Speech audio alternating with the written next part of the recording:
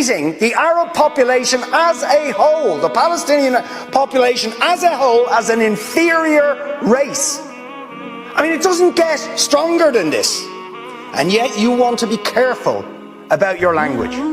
You're happy to correctly use the most strong and robust language to describe the crimes against humanity of Vladimir Putin, but you will not use the same strength of language when it comes to describing Israel's treatment of the Palestinians, when it is now being documented and detailed by two of the most respected human rights organisations in the world, and indeed has been alleged by dozens and dozens of non-governmental organisations, and to be honest, anybody who looks honestly at the decades of brutal, inhumane persecution of the Palestinians, successive assaults on Gaza, the annexation of their land and territory, the systematic application of apartheid rules, you don't want to even use the word apartheid.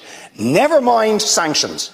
5 days sanctions against Putin and his thugs, 70 years of oppression by the Palestinians, and it wouldn't be, what was the word you used?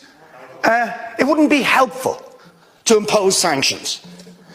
Amnesty International are calling for Israel to be referred to the International Criminal Court for crimes against humanity.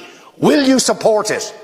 They are calling for targeted sanctions against Israeli officials who are perpetuating the system of apartheid, just exactly the same types of sanctions you've just initiated against Vladimir Putin. Will you support it?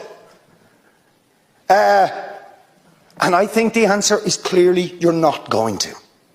And then we ask the question, why? Why? With such strength of feeling, Fine Gael and Fianna Fáil and Green TD stood up one after the other, saying it was intolerable, the thuggery and the warmongering and the brutality of Putin. You wouldn't stand for it. Urgent action had to be taken. But we've got to be much more careful with the Palestinians.